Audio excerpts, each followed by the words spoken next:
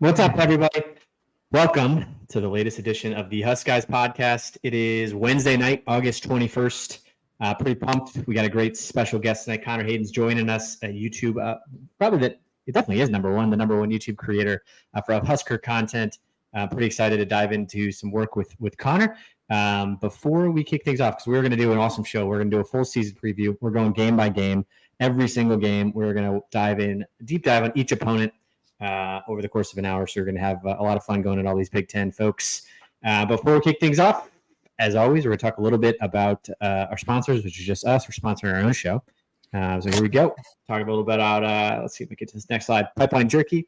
Everybody should go to pipeline-jerky.com. Try some out. Connor, we got some heading your way if you hadn't tried it yet. But Pipeline Jerky, we created it as a way to help bring back the offensive line. For those who are paying attention, the offensive line is looking fantastic this year.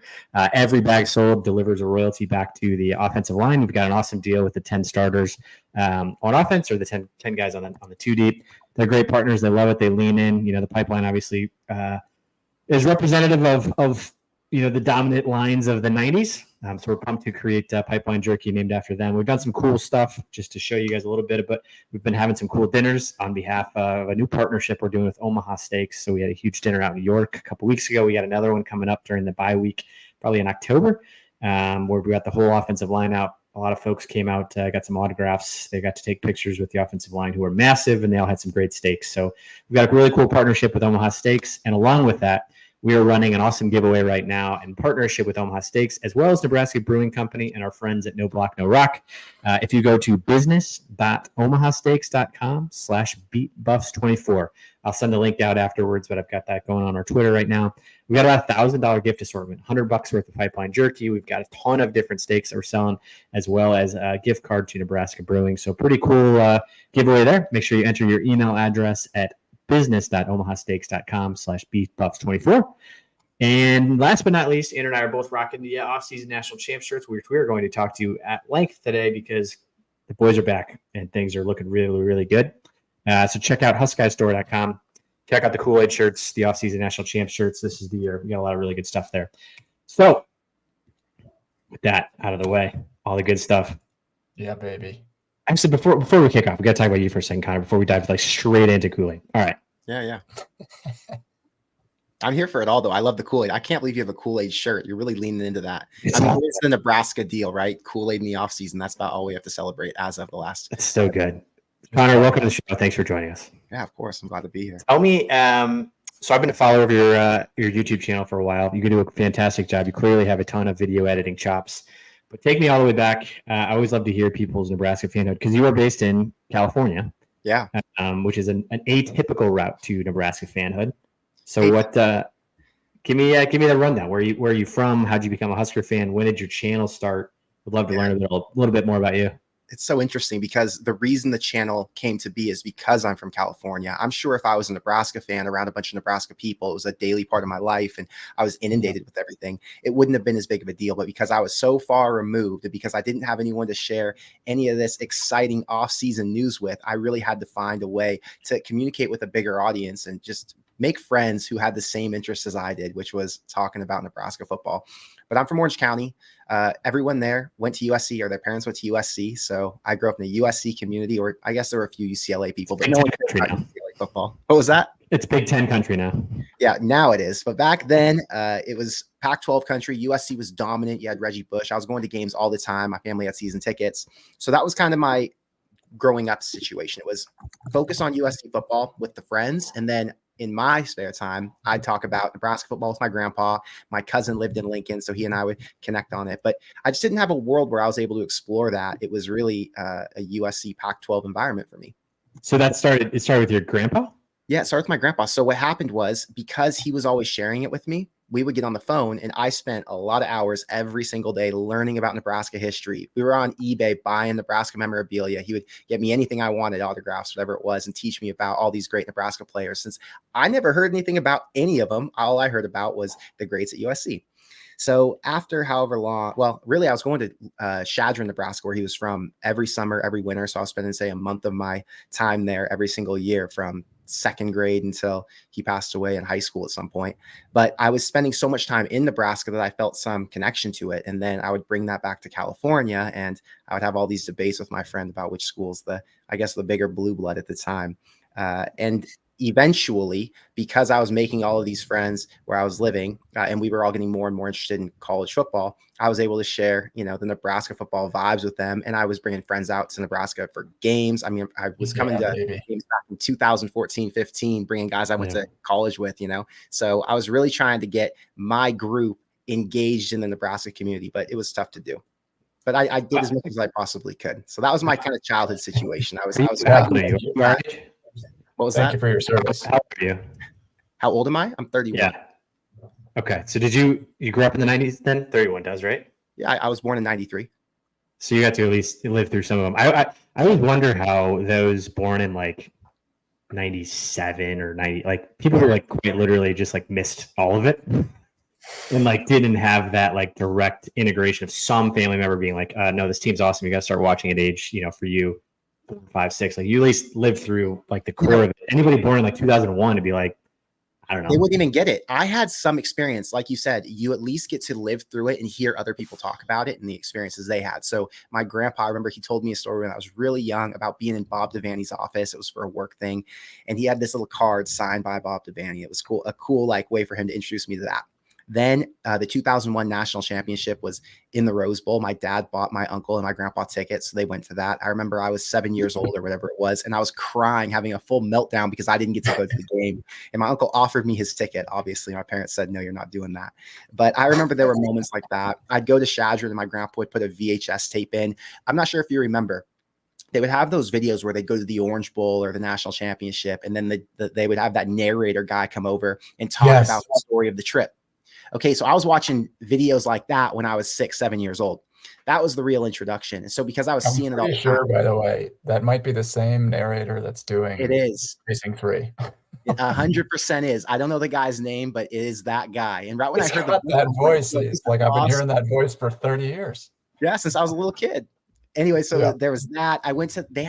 I don't remember what they called it, but there was a tour when Bill Callahan first got hired. They came up to Shadron. They were at First National Bank. So I got to meet Bill Callahan and like 4 players.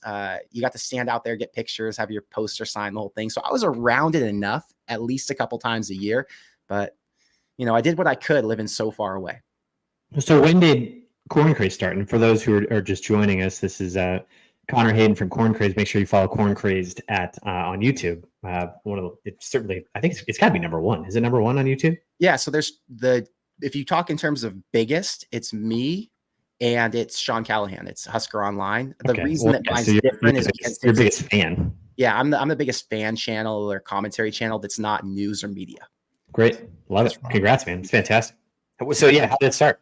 Yeah, what happened was I live in LA now. I live in Hollywood, and I help basically entrepreneurs, influencers. I've worked with a bunch of celebrities. I help them build up their personal brands. And I was doing that for, I guess, 6, 7 years living here. And I kept seeing people make a lot of money. And I kept realizing the real route to becoming extremely successful. I'm talking that $10 million+ range. Unless you're going to have some really big business, you've got to get influence. You've got to have a following and build a brand. So at some point right before COVID, it was a year before COVID, I was like, I'm going to start an Instagram page and I'm going to start to learn how to build graphics and do some things online just so I can get consistent and familiar with posting, because I hated doing it. I would never post on my own personal Instagram. I don't like taking pictures. That's for girls, in my opinion, right? So I decided one day I'm going to start doing the Nebraska content and just see where it takes me. And after about a year, I had grown it to a couple thousand followers. People were always interested in my takes at this point. And I said, you know what? I'll start making videos myself. So I just started posting on YouTube. COVID hit, and there was obviously a lot to talk about since you had the back and forth of, is this team going to play or are they going to ban the season? What's kind of the situation looking like? So I was kind of reporting on all that. Listen, the videos were so damn bad. I mean, there isn't a single Nebraska creator out there who's making content as bad as what I was making back in 2020. It was atrocious. So I did what I could at the time. I was giving stickers away to get subscribers, and it worked. I was doing literally anything you could possibly think just to attract people to the channel. But at the time, there was zero competition. Maybe John Johnston was making some videos on Corn Nation. Carricker wasn't on YouTube yet. He was only on Facebook. Husker Online was only doing their written stuff. I don't even know if they had a podcast at that point. I mean, there was no market for it. So really, I was making content for myself because I thought, what would I want to listen to since there wasn't enough out there for me to listen to that was just dedicated to Nebraska. Anyway, the reason I was pursuing it so hard and trying to learn was because I realized I could use this as kind of a test platform. I'll never get famous covering Nebraska football, which this isn't the goal. My goal at this point now is to make this a hobby, see how far I can go, and at least master some skills along the way. And then eventually, when I figure out what it is I do want to do, I've now used all of these videos to learn how to edit, to learn how to talk on camera, to learn how to do all the research. And then when I'm ready to go on to something bigger and better, at least I've used this hobby I've had, and I've made a little bit of money, and it's kept me alive. I mean, this is my full-time job in the football season, right? So, I mean, it makes me a full-time income. I don't have to work. If I wanted to, I could just do CornCrazed all year at this point, which is really good. But the point is, I think there's bigger things for me in the future. And I think CornCrazed was a great platform for me to learn on. And it was a great way for me to make a bunch of new friends who I could connect with that had similar interests. And that was kind of the main point. I needed more people who I could talk to who had a similar interest, which was Nebraska football. Love it, man. Dude, it's awesome. I love hearing it. I mean, I think Andrew and I kind of have a similar growth. I mean, we just started this podcast a year ago. So it's kind of the same idea of like, we've been just blindly tweeting and sort of felt good being like anonymous on the internet for a long time. I mean, probably for what, 12 years, I guess, 14 years. And then last year we were like, I don't know, maybe we should just put ourselves out and see what happens. And like, it's crazy what happens when you kind of put yourself out there and then you're like, oh, this is actually working and people are listening. And I mean, we'll get 2,000 people that are like, listen to the show for the course of an hour. Like, do people know it's just like two idiots like in a basement? Like, do they know? But we all are. That's what we all are. We're all just idiots who are making content about something we love. That's the bottom line. Everyone thinks there's more to it. There's not. We're all kind of the same. You know what I mean? Speaking of idiots making content, can we talk about can we talk about Nebraska football? This is my segue into here's my natural segue into idiots talking content, because this is, I mean, that's truly what we started here, Connor. And I feel like you've got the same vibe as us. It's like, I just want to talk football, and you do a great job. And we've covered, I've listened to a lot of your stuff too. It's just like, let's just talk like we're at a bar. It's fantastic. This week has been crazy. So I wanted to do a deep dive, and we're going to do a deep dive on a game by game basis, but so much has happened in the last 72 hours. I want to make sure we start there. So Aaron and I pride ourselves on absolutely blowing up the offseason title. We're wearing our shirts. All we talk about is this is a year, mostly serious, sometimes facetious, because we haven't made a bowl game in 7 years, but mostly serious. Mostly serious. It's justified. I would do it too. I believe it with all of my heart. It always astounds me when we're able to pull it off. Like, we went 5-7 last year. We lost all 4 games in November, and without fail, August 21st, Joel Klatt's got us in the playoffs. We're a college football sleeper. We've got, this guy was actually like, I don't know, I exchanged some messages with him. He's a sort of decent guy and was like, you guys could finish top 10. I mean, what do you make of this, Connor? No, it's legitimate, right? You go back and look at what last year was. Last year was in total utter disaster, and Nebraska was still in position to win 8 games. Then you look at what they needed to do to replace those holes, replace some guys who weren't getting the job done. And it started at quarterback.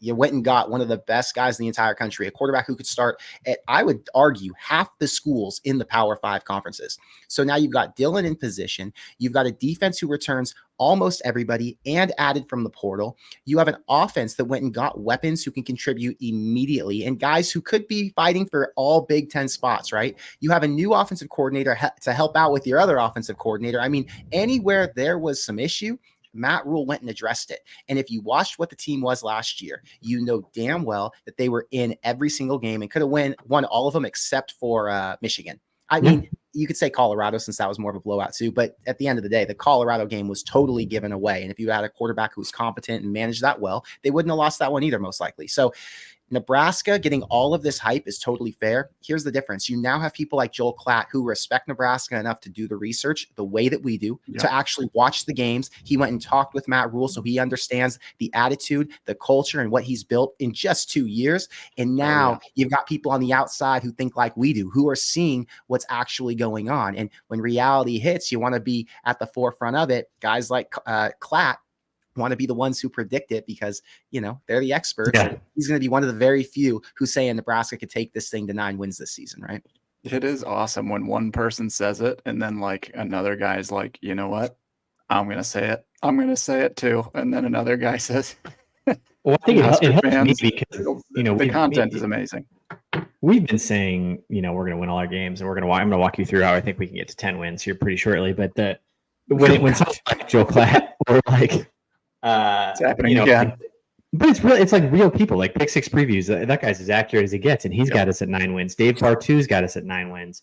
So it's helpful for me because I know I guzzle the Kool-Aid, and I'm like so high on it right now that I feel like it's not a good place. But anyway, I have to put this up there to be like, it's not just me. Joel Klatt thinks so too, and so does Pick Six Previews, and even Ty Hilbrand when he was on the show was like, "Yeah, no, you guys know win 8 games." I'm like, okay, all of these people follow us, I think. And they probably they're just drinking it. That's what's happening. They saw your shirts and they're like, oh man, I'm buying in this year. Finally. All right. 2 major news pieces that hit in the last 48 hours. But today, Dylan Raiola officially named starting quarterback. Not new news for anybody who's been, with a pulse paying attention, but they clearly kind of buried it for a long time. One interesting thing that I heard on this from Sipple this morning, actually right before it broke, someone was like, do you care if they ask if they name a starting quarterback? Do you think it matters? And he's like, it doesn't really matter for us. We all know it's going to be Dylan, but it does matter for a national standpoint. He's like, the second they announce Dylan Raiola, people are going to go nuts, and the national media is going to respond. And they have today. It was basically the major news story across so many different networks. That's all. Connor, Andrew, what do you guys think about him being named? Do you care? Were you into it? Are you proud? What's your reaction to Dylan being named the starting quarterback? I thought I named him starting quarterback personally, like December 21st last year. So correct. Yeah. 3 years ago.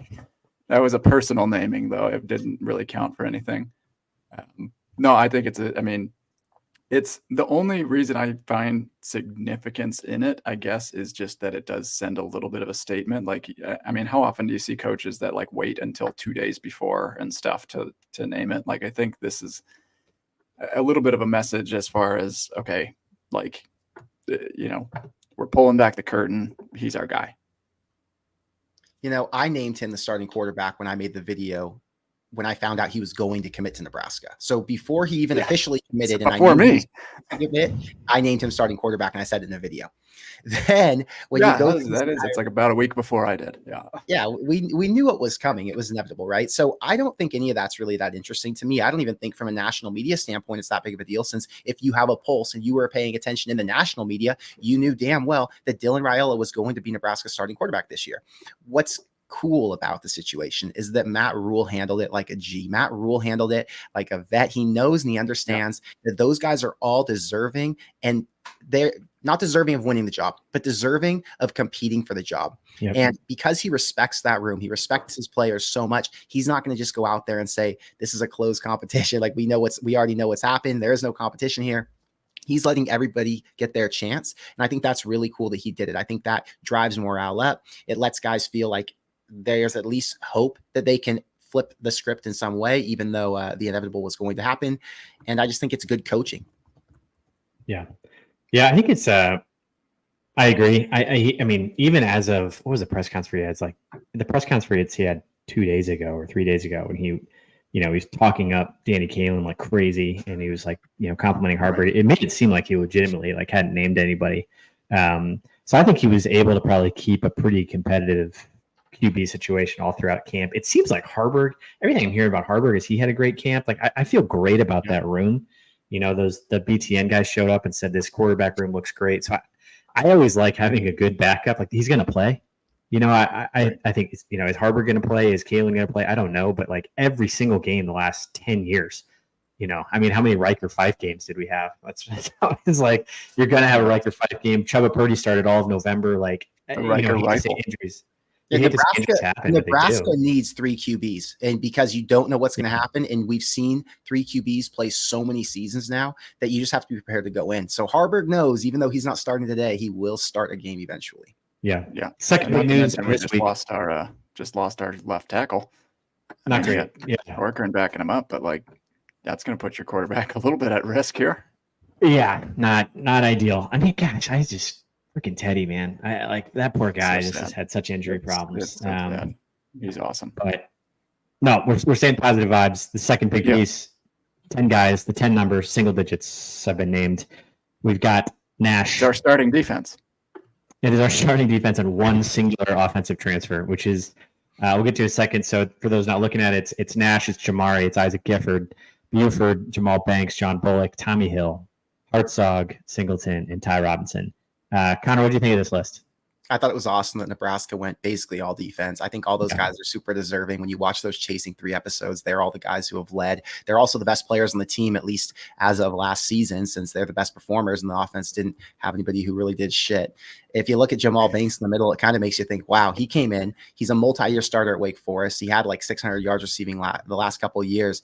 And I thought Isaiah Nayer, based on all the talk, he was supposed to be the number one receiver. So not saying anything about on-field performance for Banks, but what it tells you is if you got an on-field performer like Nayer, and then you have a guy who's a leader, because this is about leadership and performance, right? So a guy who's a leader like Jamal Banks, who is now looked at as the top leader on the entire offense, that says a lot about the receiver room and how much of a jump they can make. So in my eyes, this is pretty damn exciting. Also, Malcolm Hartzog, totally off my radar for a guy who would get a single digit, and he got one. So that speaks to what he's got going on, and he's going to play, or he's going to start at safety this year. So powerful that he ended up getting a single digit. All the DBs, all 5 will be single digits. And then you've got the entire line single digits. Think about how when you come in as another team and you know that the best players in the field are all wearing single digits, then you look across from you and that entire line, that entire secondary's got them on. I mean, your Shedeur Sanders, it's like, all right, this is going to be a little bit of a challenge. This is going to be a serious secondary I got to throw against, and I've got pressure in my face. It's a statement. What do you think, Andrew?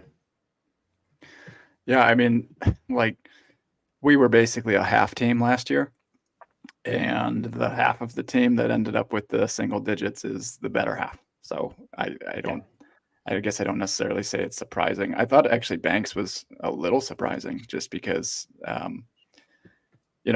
him to come in the off season, like I understand he's a very high personality guy. He's a veteran presence. He's the most veteran receiver we've got basically, along with like IGC. It's just impressive. I think I would like it to speak more to his character though, instead of like saying, okay, what's up with the offense? Like maybe a little bit more of, hey, this Banks guy, like he's the real deal. He's coming in and taking a leadership role right away. I think that's pretty impressive, actually. Yeah, and I think that the only thing that I had read is like, so offensive linemen can't get the single digits. Well, they can earn them. They just can't wear them. Ethan Baker earned one last year. He just couldn't wear it. So none of them earned it this year? No. Got it. I was going to say, I figured like maybe one of those guys on the line. We have some pretty good senior leaders on the line that I feel pretty good about.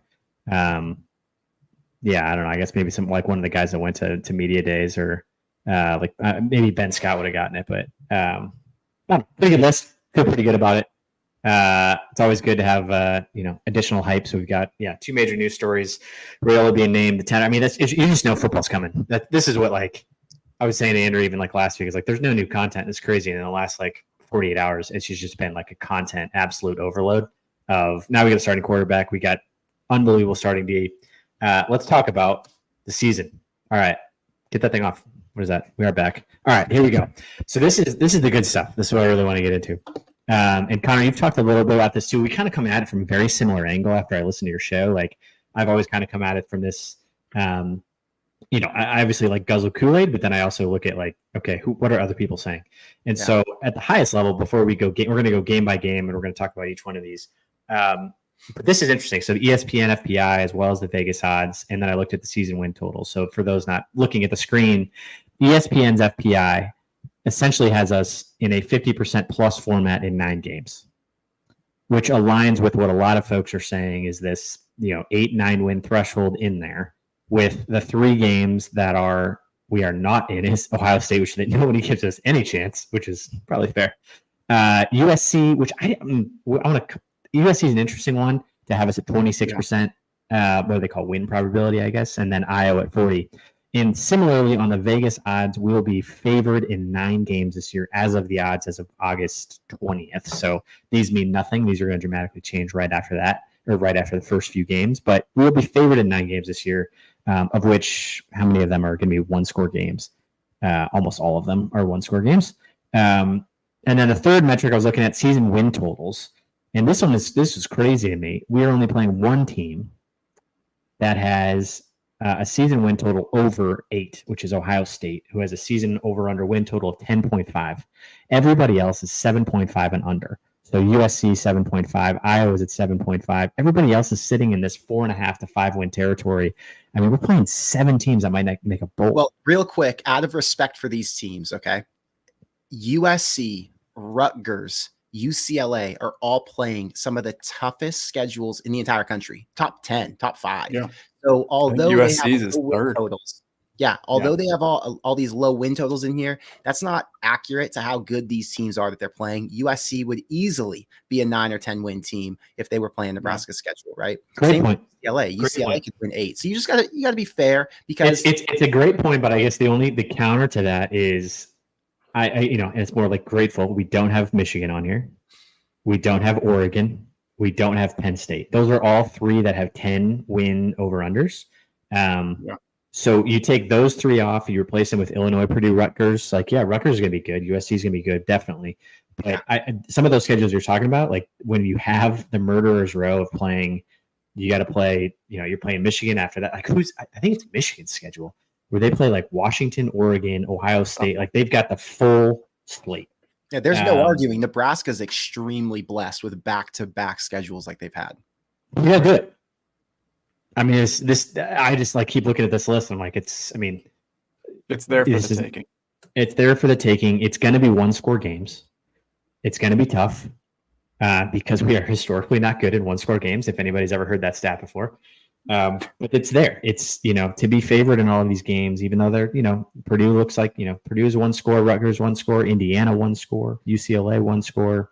But so is USC. USC's the other way. Iowa's the other way. Wisconsin's favored. So you look at this and Vegas is like, I don't know what to do. And, the FPIs are all pretty close too. So, but I would much rather see this than, how many of these times we've opened this up and been like, I don't know, I see 7 losses. Yeah. So I think Connor, Andrew, what do you guys think about this as a macro level? We'll go game by game because I got to do a little sanity check after this. I know, legitimate reason to be optimistic, but I, like you and like every other Nebraska fan, I have seen reality hit hard before. So I try to temper expectations, even though there is a reason to believe. Yep. We're broken. We're broken fan base. Andrew, what do you got? Yeah. I mean, I guess the crazy thing to me is that some of these, they're so close, even though, so if you just look at the percentage differences, I don't know how this is calculated, but between Colorado, 51.9%, not supposed to be a terrific team this year. And then how do you find that we're 26% against USC, who some expect is, probably a top half of team, but Purdue is, 54%. I don't know. There's teams that I think it's so bunched up in the middle that all of these being 50-50 is not, or almost 50-50, slightly favoring us is not surprising. At the same time, I think it says that okay, the national audience is saying we've got the talent now. The national audience is saying we think we've got the coaching now. And now kind of the wagers are saying smart money is Nebraska, if they do the right things, should be finishing these games off. It's just interesting to me that it's everything is so close between the bottom of the Big Ten all the way to the to the middle of the pack and the top. The 7th from the 16th team is a couple percentage points difference. Yeah, it's going to be interesting. Well, we're going to go game by game. I want to make sure we dive in and let's do a sanity check on these because these are just completely made up numbers that nobody knows anything about, but they're just interesting. I don't know where they came from. They're made up. I'm just going to believe them. As long as they're green, I'm going to believe them. All right, we're kicking things off with UTEP. First game next week. Everybody can't wait. And a couple things about UTEP. They got brand new head coach, Scotty Walden. First year head coach. Last year they went 3-9. Things have not gone well for UTEP historically. Over under projected at 4.5. 86% win probability for us to win this one. Have never played them before. Looks like you got a few more things, Andrew. They haven't won a bowl game since Frank Patrick was a quarterback. Frank Patrick. 1967 was their last bowl win. Okay. Fun fact: Frank Patrick was an NFL quarterback from Nebraska. He was 6'7". That's a giant quarterback. I think what I was thinking about more for you was because I kept hearing this and I finally looked it up and I tweeted this out of like I kept hearing all these stats on like us starting the season slow, and then I went back and just like this is a positive vibes show, so we're not going to talk too much about it. But the last 7 years has been unbelievable. That just real quick, because we're going to talk about real quick, rip the Band-Aid off. Minnesota lost, unthinkable blown lead. The Northwestern onside kick that got Frost fired. Illinois, we lost late a completely. I guess the one that CTB threw the ball over his shoulder. Ohio State in the COVID year beat us 52-17 to kick the season off. In 2019, we beat South Alabama and then promptly lost to Colorado. 2018, we kicked the season off with a loss. 2017, we beat Arkansas State and then lost 2 in a row. And in 2016 was the last time we had like a very good start. So I'm like grateful to have a game like this. I really hope we don't lay an egg of any stretch, but like God, to start the season 1-0 as opposed to like the offseason that we've built up and the Kool-Aid we've built up and the championship that we won in this offseason, to lay an egg like we have the last 7 freaking seasons would be diabolical. Connor, what do you got for me? So in some of these previous games, like South Alabama, Arkansas State, Nebraska was fighting with those teams. I don't know if Arkansas State was. Arkansas State might have been a blowout, but South Alabama, I remember that being a game. And that was actually a challenge. And when you go into games where your first game of the season, it's got to be the game where you work things out. And then you have this challenge posed in front of you. And now you're banged up. You gave everything you had. And then the next week you got to go either on the road or play a team who's better than South Alabama. I think that year was what, Colorado?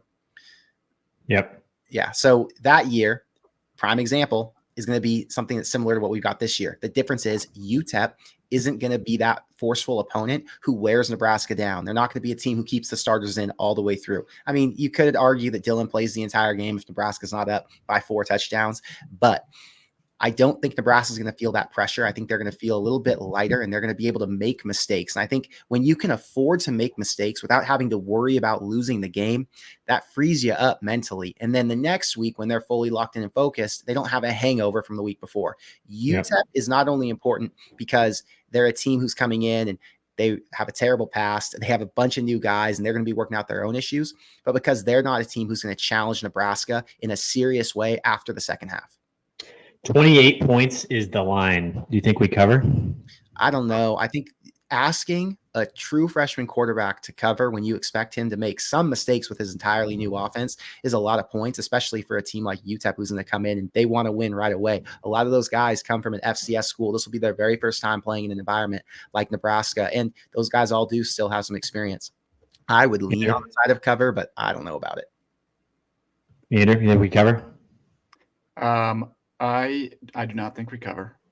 Okay. Well, I mean, part of me says we're going to win by 70, but the other part of me says, so his Austin P offenses, Walden, they tried to run. I mean, Sipple said it a few times this week as well. Like they tried to run like 100 plays a game. Like they were like a high, fast-paced offense. They were a top 15 offense last year. Now they don't have like the weapons right now at UTEP, but they did bring in a couple of transfer options and stuff to their team.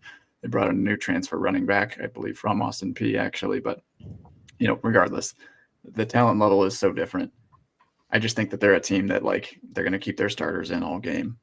We may end up on our second or third string and stuff. I think they're a backdoor cover waiting to happen, and we maybe win by 3 touchdowns.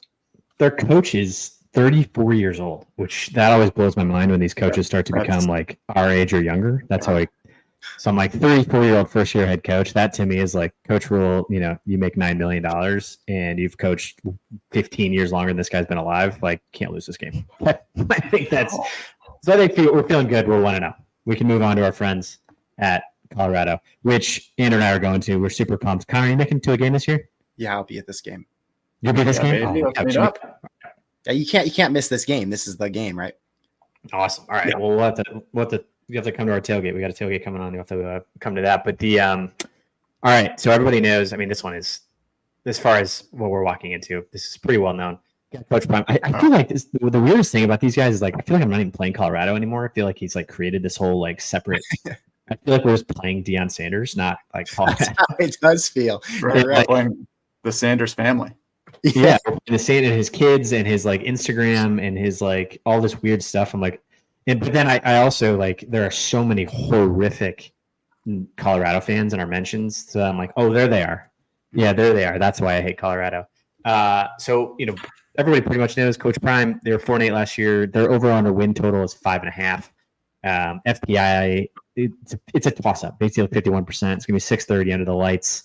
Colorado's won 3 straight. There's no way around that. The seasons, like the overall series, we've won 49. We're 49-21. We have dominated the series, but they've won these last 3 in just absolutely gut-wrenching fashion. Colorado's 1-8 in the last 9. Their defense, Sandra, you want to touch on some of this stuff? Not that good. Their defense is an absolute atrocity. I mean, this is where I think we can get them this year, is that they bolstered their D-line a little bit. They've bolstered their secondary a little bit. There's no doubt about it. But their defense last year was 35 points per game, 453 yards per game. And here's what's something shocking. I believe both of those numbers were an improvement from 2022 for them. So technically they're trending up. But they were so bad that I think if we win this game in the trenches, like that's where the game is going to be won. Their O-line has 1 returning starter. Their D-line is kind of a little bit of a patchwork. Like they've got some good talent and stuff there, but we were able to throw on them last year if we had a quarterback that could put the ball on the money. We did not. If we could run the ball like every single other team on their schedule did on them, that's a winnable game last year as well. And that's where I think that we turned things around this time around. The final thing I would say is that I was looking at their special teams. Their special teams coordinator just bounced. I mean, a week before the season, he says, I'm out. Might need him. I've had enough. And their special teams was 94th in the country last year, 84th in 2022, and he's out. So you got to win in that phase of the game as well. Connor, what do you think of these guys? Last year, Nebraska had no momentum going into this game. They were pretty broken after that loss to Minnesota. Then you go on the road, rivalry game, morning kickoff after Colorado just shocked the world, has all the momentum. Everybody's talking about them. They were fired up beyond belief. Nebraska got worked over the top. The secondary got destroyed. The defensive line got pressure on Shedeur plenty, but Shedeur is an elite quarterback. And just like he did last year, he'll be able to make some plays this year. I think when you get to play Colorado in the later part of the season, you're playing a 6-16. But when you're playing Colorado week 1 or week 2, you're playing a team who could win 8 or 9 games. They don't have the depth to go to the distance, but when they're fully healthy, which they will be for this game, hopefully, as long as they don't get anything bad going on in that North Dakota game, then they should be able to compete with Nebraska. There's a reason this line is so close. There's a reason FPI says it's a 50% chance to win. Nebraska has gotten beat by Colorado now 3 times in a row, and everything points to Nebraska trending up now, and they should be able to beat them. But we know in a rivalry situation, Colorado's going to show up. There's going to be bad blood, and Nebraska's going to have to execute to get this one done. Yeah, so here's what I was trying to figure out. I went back and, again, we're positive vibes only, but sometimes this helps me to talk through this. So we're actually kind of in this game all the way up until halftime, and had really shut down Sanders. Like we sacked him 8 times last year, and it was 10-0 going into the half. But with 6 minutes to go, it was 3-0, and it was pretty even. Like if you see the win probability for us trending, like we were kind of favored to win going into halftime until it was like an interception followed by a touchdown right away. And then we punted, then they scored a field goal. And then it was, we scored, they scored really quickly, punt, interception. Like it all happened so freaking fast. I kind of blacked it out because the end score was 36-14, and it got out of hand so badly. But I guess I'm grasping at that beginning part of like, we were probably closer than maybe I thought. But that second half was so terrible that it ended up being an anomaly as part of the season. But I would say it doesn't not make me a little nervous for this. Of course. Hopefully there isn't a little like, oh, here we go again. If Sanders does finally get his mojo again. I mean, he threw for 400 yards. He threw to 11 receivers. Yeah. It was a pretty impressive performance by him. So I'm I'm optimistic because I agree we have a quarterback with a pulse that's not going to turn the ball over 7 times, but his performance last year definitely so he was 31 to 42, 393 yards. He averaged 9 yards a pass, 2 touchdowns. He had a heck of a game. I mean, what do you guys make of that? Well, I will say this. Even if Nebraska doesn't have Raiola in this game and they were playing with Harburg, I would still pick Nebraska to win. I don't think Nebraska's issue was their quarterback play all the way through the game or their offense. I think it was the turnovers that completely killed drives. Yep. And then it lost the defense. The defense wasn't able to keep track with those receivers. And because they couldn't, that's why Colorado was scoring so quickly and so easily. I think Nebraska's in a great position because you've got 2 quarterbacks who are competent to win this game. Even with injury issues, I think Nebraska has the depth that Colorado doesn't. And there are a lot of reasons to say, okay, although Shedeur is going to be able to score a lot of points, Nebraska's going to as well. They're going to be able to match them, unlike last season. And I'm going to pick the better defense to win in this spot, and it's obviously Nebraska. Yeah, and I think that's a good point. I mean, the thing that scares me about the game is that last year our Achilles heel was efficient passing offenses. Yep. It just seems like that's the only place where our defense would falter, especially late in games. I mean, Michigan, they barely threw an incompletion. Colorado, kind of same deal. Shedeur had 27 touchdowns to 3 interceptions last year, but Colorado lost their top 4 rushers as well. They are such a one-sided team this year. They brought in, I think, a transfer for it was a 3rd or 4th string from Ohio State. Dallin Hayden is their starting running back. Hayden, and then another rusher from the MAC. But I don't think they take rushing seriously, and I don't think they care. I do think that that Dion wants Shedeur to put up massive stats. Yep. I don't think they care about defense. I think they just want to pass the ball and outpass whoever is in front of them. And it's going to be a huge test for our secondary. Yeah. And so that concerns me because that was, if you had to choose, that was our weakness last year. And I would hate to get into a shootout with Colorado. That's not going to work. But I agree. You end up taking the better defense that you can rely on more throughout the game. Yeah, I think what I was also trying to go through their schedule, which I have up here, of what happened with them, because they became the laughing stock. They were obviously the hottest team in the country to start the year. They beat TCU, who had previously been in the playoff. We just beat them up so much that they sucked the rest of the year. They beat TCU. TCU had been in the title game, then they beat us, and then they beat Colorado State, who was atrocious. And so they start 3-0. Oregon beat the living hell out of them. But then all of their losses from there on out were against decent teams, and they lost them close. So I guess losing to Arizona State's pretty diabolical. I think they finished 3-9. Stanford was atrocious. To lose to them is pretty bad. UCLA, Oregon State, Arizona, Washington State beat them pretty good. But they played Utah close. They played UCLA close. They played Oregon State close. I guess they're a lightning rod. I can't stop talking about them because you have no idea what to expect. They played well enough to beat some teams like Utah, which is crazy. But now they have 60 new players, so I have no idea. So it's going to be a fascinating game. I'm pumped to be there. I'm glad you're going, Condor. They were in position to beat Oregon State, Arizona, and Utah, who were all some of the best teams in the Pac-12 last year. So you've got to respect what they were able to do in keeping those games close, especially not having depth on the line. And it makes you think, well, if they were able to improve at all this season, this could be a team who goes into the Big 12 and wins 7+ games. Well, let's talk about that real quick then. Here's their schedule. Do you think that, let's go rapid fire, do you think they can win? It's 5.5 is actually their over under.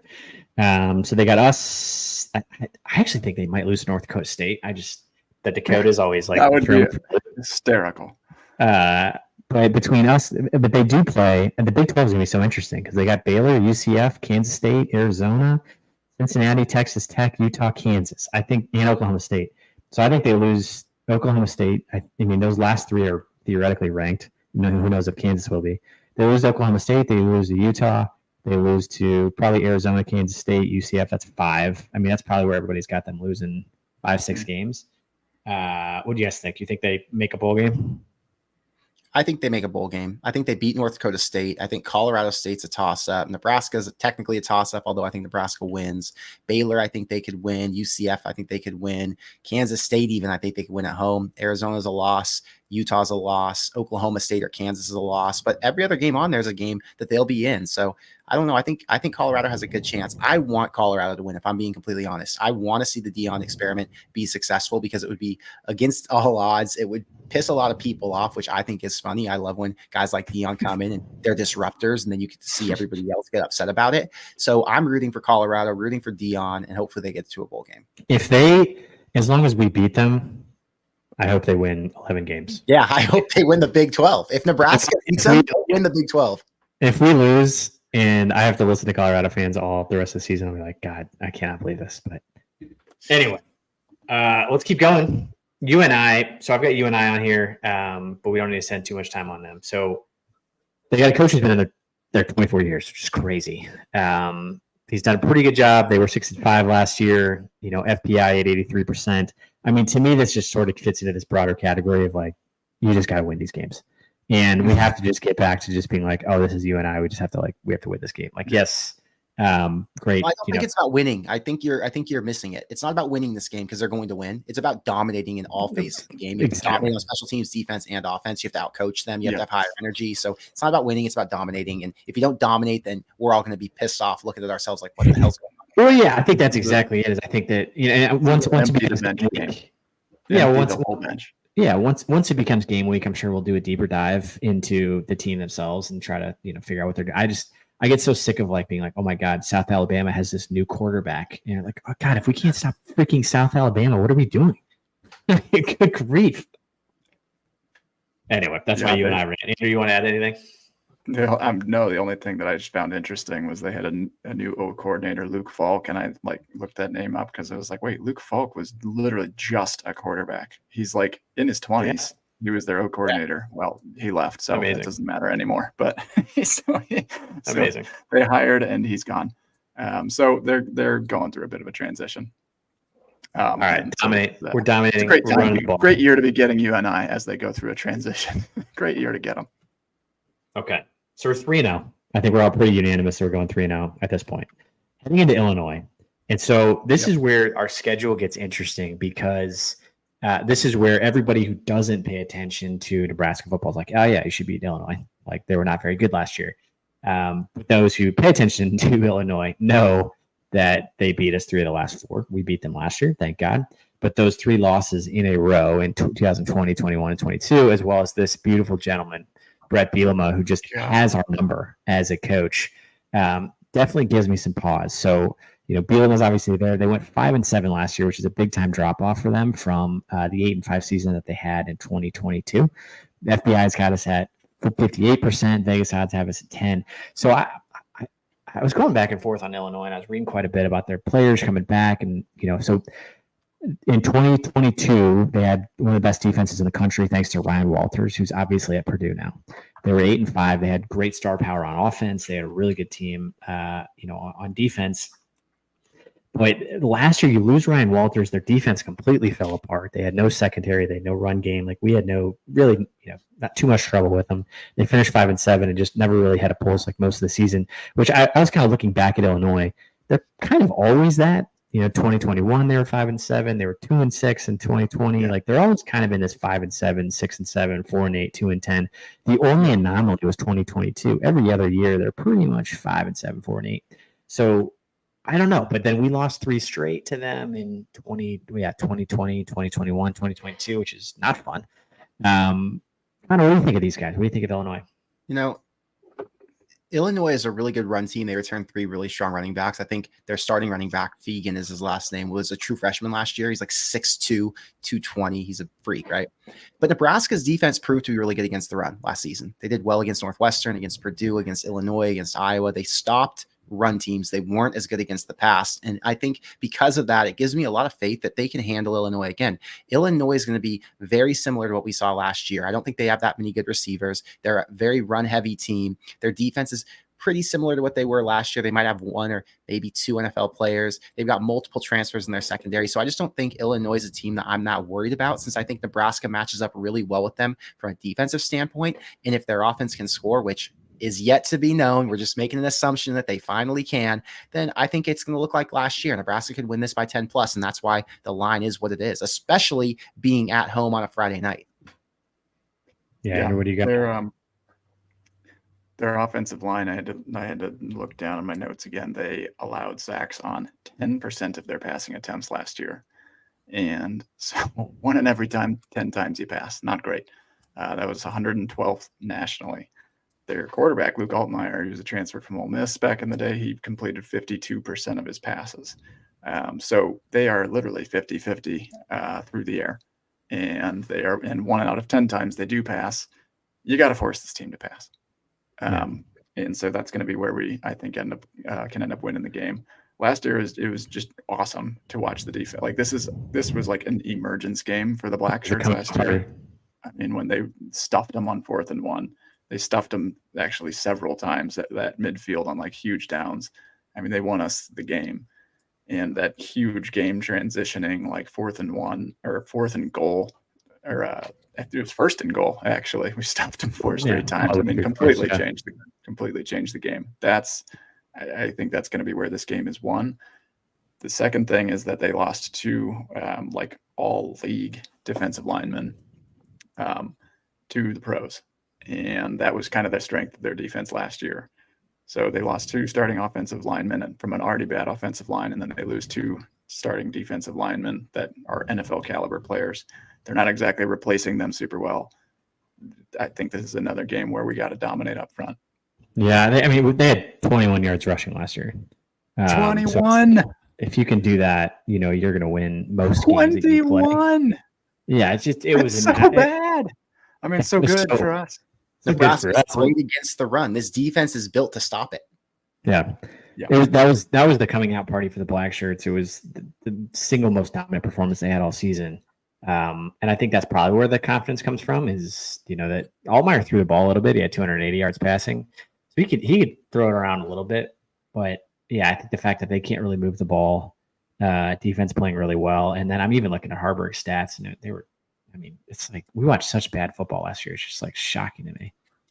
Harburg was 12 of 24, just like his standard, 50% completion game, but then ran the ball 18 times. So that's what's going to be so interesting about this offense is like, if you remember last year, we were just like making it up. Harburg ran the ball 18 times, 12 of 24. It was just a weird, like, what is our identity? It's just like barrel this like big German forward. I don't know. Hopefully it's a little more balanced this year. Big Ten slobber knocker. We're just gonna knock them back. It's gonna be one at the line of scrimmage. It may not be pretty ever against Illinois, especially when you're playing a man that is on the screen. But we'll get it done. Speaking of slobber knockers, again, another one that pops up on the schedule in everybody's season is like Purdue win. Yeah, easy one for us. Like I see it too every single year. I think what's broken me, and I've done this like forever of like my brain is constantly in the like 2010 or 2011 when we broke in and Pelini just beat all these teams. Like Pelini starts this season 7-0 easy without even like breaking a sweat with this schedule. 7-0, he doesn't even think about it. But the fact that like Purdue, you look at this freaking last, so they beat us 4 of the last 6 seasons. Crazy. And I have thought going into all 6 seasons on paper, we should win every single one of these, with maybe the one exception being Braun was pretty good in a couple of those years. But they've got second-year head coach Ryan Walters. They finished last year 4-8. Their over-under win total this year is 5.5. The FPI's got us at 54%, so it's got us pretty close. We won pretty handily last year. Tried to give it away, but special teams came up big with the punt block and the handshake and the high five run down the field. So we won 31-14. But again, very similar to Illinois. I'm kind of broken by these guys. We lost to 22. We lost in 21. We lost to 19. Lost in 8. Like it just seems to be a game that we really struggle with each and every year. I'm encouraged that everybody thinks they're going to stink. This is, across the board, pick 6 previews. Most people I love when other teams stink. It's the best. Well, I just think when you have like everybody literally putting them in like they're like, this is the worst team. It's the worst collection of talent in the Big Ten. They don't have NIL. They don't have resources. They haven't done well on the recruiting trail. Their transfer portal, it's like one of the lowest. And Ryan Walters in his second year, and it just doesn't seem to be coming together. He's even like getting rumored to be on the hot seat even after 1 season, which is crazy. But Connor, what do you think of Purdue? So I actually picked Purdue to be the one loss that I think Nebraska would have before Ohio State. And people said I'm crazy for it. but I do think it's justified. I think you have a really hot start with Colorado and with Illinois, and it'll get the team confident, obviously. But you're coming off a streak where you're playing at home, you're playing at night, and then you go into a very, very underwhelming, weak environment at Purdue. And you now go from playing consistent games in front of 85,000, excitement, everybody loves you, to go into Purdue where it's just everything about Purdue to me is 11 a.m. Stadium, 11 a.m. Everyone's asleep. Kickoff. It's just everything about it is going to be rough. It's going to be a totally different environment. And I just don't know if there's another game on the schedule that's less exciting. And I think this would be the one in any other season, at least in the past with the Scott Frost era. This would be the one where you're like, all right, they're going to win this one. And then they don't. Kind of like Michigan State last year. It felt like Michigan State's a for sure win. Michigan State is garbage. They won't be able to do anything to Nebraska. And then somehow their quarterbacks come out and they shred the defense through the air. Nebraska can't score on them. That's so bad. Ugly loss on an overcast day. I think this is the same kind of vibe. So I bad. think Nebraska's going to win. Honestly, I do think Nebraska's going to win. I think they're going to come out hot, and I think there's a lot of hope. But I think if there was going to be a game that they were going to lose, this is the one to watch out for, because Purdue's always the one in the side. Ooh. Andrew, what do you got? Okay, that one hurt a little bit going down there, Connor. But doesn't help. No, Kool-Aid. That one stung a little bit.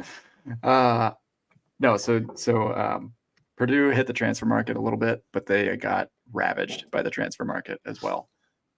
And so they took a team that was like bottom 4 in the conference, and I think they're going to probably stay there. The other thing that's kind of notable, I think, for Purdue is that they actually play Notre Dame 2 weeks before, and then Oregon State. Like, their non-conference slate is pretty rough. I mean, they play an FCS team the first week. It's Indiana State, Notre Dame, and then Oregon State. So those are two, like, they could be 1 and 2 coming into this game. This, I know it's their first Big Ten game, but like, you're 1 and 2 already in September. Like that's one of those kind of deflating type, like, deals for a team. So I do think Hudson Card, their quarterback, is going to be a little bit better. I think that he's going to be able to throw a little bit on us. He was a transfer from Texas, I think, originally. They were not great at passing last year. They should be slightly better. They do have some decent running backs and stuff that are there. I think they're going to probably rely on a pretty balanced attack. I think that our defense is going to be able to shut their offense down yet again, though. Last year, the thing that gave me probably the most confidence, other than the special teams, that was the best play of the entire season when we were high-fiving on the 30-yard line going into the end zone, is just that we seemed to be able to put it together. Like, that was probably our most complete game. And I think that we just kind of took our talent. We put everybody in the right positions. We used our strengths very well. We hit a couple deep passes and we just deflated them in like all 3 phases. And I'm hoping I'm thinking we're going to see that again, actually. Love it. All right. Before we go on to our next game, which is Rutgers, a quick shout out. We've got almost 1,000 folks listening at 10 o'clock on a Wednesday night, because Nebraska fans are the absolute best fans on the planet. Listening live, we've got Connor Hayden here from CornCrazed. Make sure you guys check out CornCrazed on YouTube. Make sure to follow his channel. Check out pipeline-jerky.com. Make sure you guys get some jerky. Get ready for the upcoming season. Every purchase supports the offensive line. Let's talk about Rutgers football. A lot of folks are high on Rutgers football. It's Greg Schiano's 5th year in his newest stint. He's been there like 28 years before that, or whatever it is. He's kind of like been in and out for a bunch of different years. Great coach. Last year they were 7-6. They've gotten over under 5.5. We're favored by 5 at this point in this game. And we have actually never lost to Rutgers, which I didn't realize. Makes total sense. I don't know why I thought we had, but I just assumed we've lost everybody. And we have not. We lost to Rutgers. That was exciting for me. I was like, 6-0. That's great. That's like back in the day when we used to be like, look up the Kansas stat and be like, we've beat Kansas 57 straight times.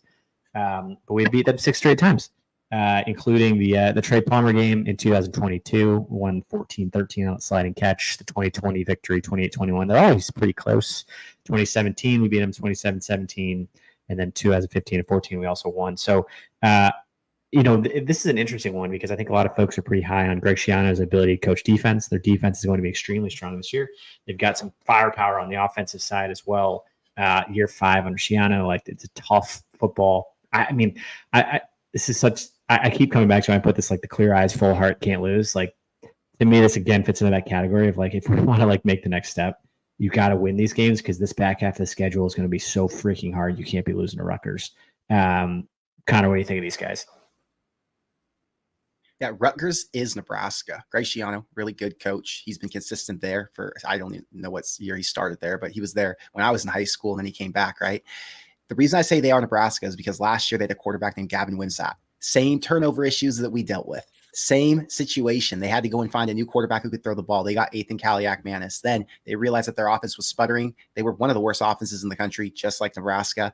And they went and got Kirk Soraka, who was the offensive coordinator at Minnesota when they had the good years with PJ Fleck back in like 2019 or whatever that was. Yeah.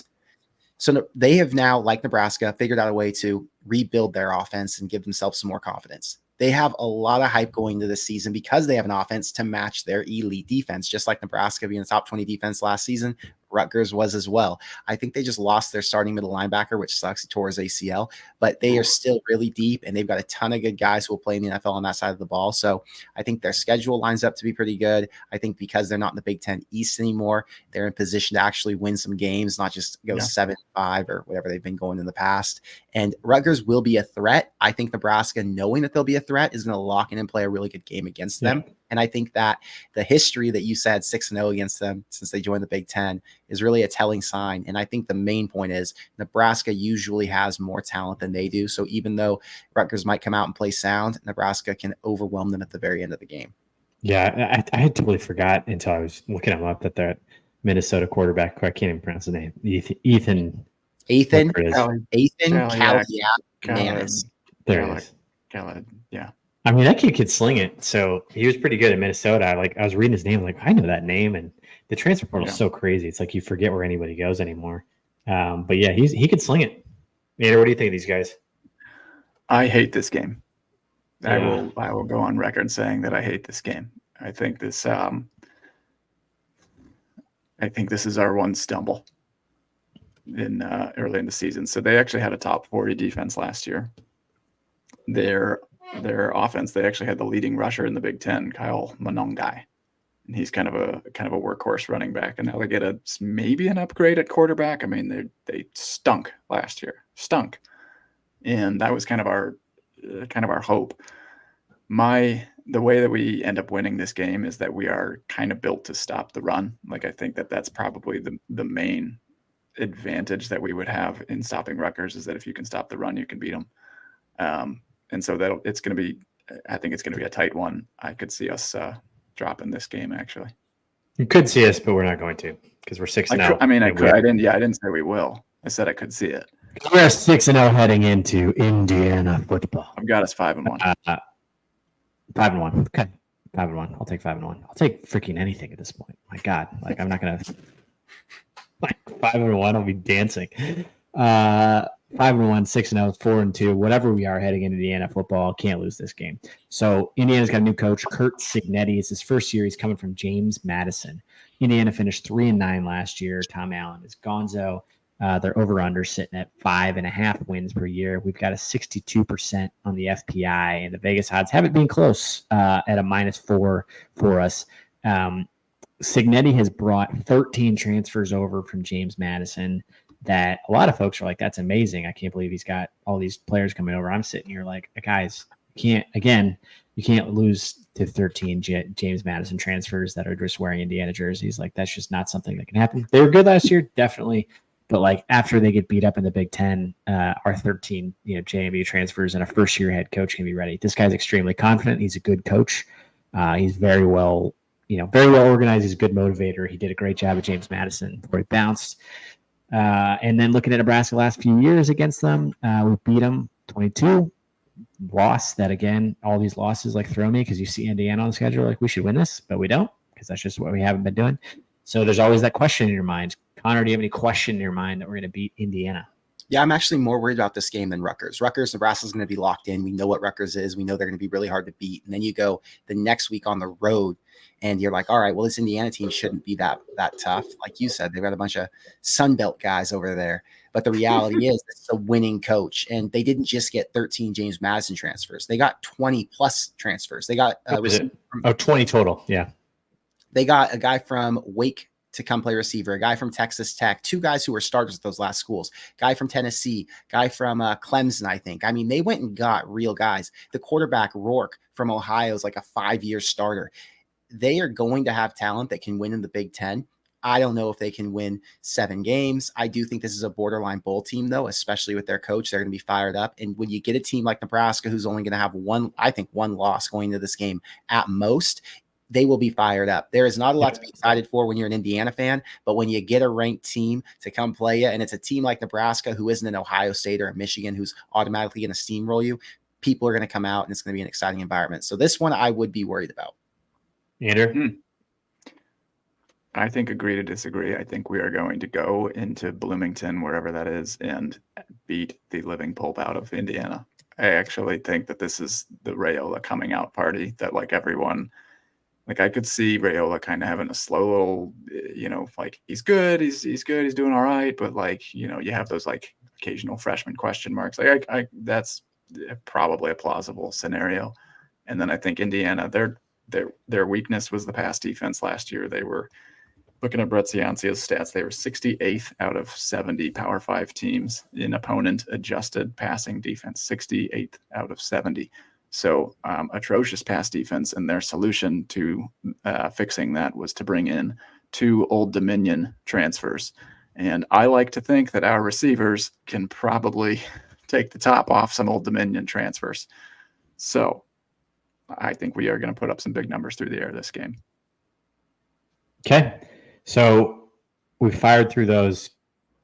We're somewhere in the range of 5-2 to 7-0. Is basically where we're feeling. Is that consensus? I'm 6-1 right now. Yeah. 6-1. 6-1. Okay. I mean, so then we head into what I have. Let's see if this pops up. There we go. The gauntlet. I mean, I put the Monstars on here. We're playing Ohio State in our 8th game. Well, technically the good guys beat the Monstars in that one. So that's why there's so I'll get to that. I've got my one loophole on how there's like one potential chance. I mean, Urban Meyer came out this week and said this is the best college football roster that's been assembled in the decade, and he's probably not wrong. They were able to go out and get you go out and get Will Howard, you get Judkins straight from Ole Miss, the best running back in the country. So they have one of the best quarterbacks in the country, best running back in the country. Their wide receivers are the best in the country. They get Caleb Downs from Alabama, the best cornerback in the country. I mean, their depth is unbelievable. They've beat us to a pulp for. I mean, it's so many years in a row. It's hard to be like, oh, maybe we'll like play tight at some point. Vegas has them as 20-point favorites. I think this will be the one that's like humbling for us, but it will be very, very interesting to see how the defense does. That to me will probably be the biggest test of like, I think our defense can be the real deal. I think, offense will be fun to see what we can do. And I just really hope it's not one of these like 48-7, 52-17, any of the previous scores. If it's in this, like, maybe we cover, I'll be pleased with it, but I do think, this is a title team or bust for Ryan Day. If he doesn't win a title with this team, I think he gets fired. They're so psycho at Ohio State. That's probably what they'll do.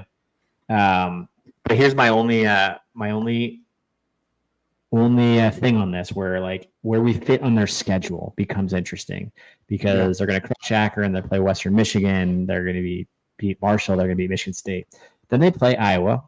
Classic sandwich look ahead game. Yeah, well, so they got they play Iowa, then Oregon, then Nebraska, then Penn State. So we're this like weird middle one of like a top 25 Iowa game, a top 5 Oregon game, which is basically going to be like a preview of the national championship or the Big Ten championship, then us, then Penn State. So we're kind of sandwiched in the middle of like, to your point, Connor, I know you study schedules too. Like that to me is the only thing I could grasp at, to be like, I don't know, maybe they're like in between Oregon and Penn State, the 2 biggest games on their schedule, and they just forget about us. What do you think, Connor?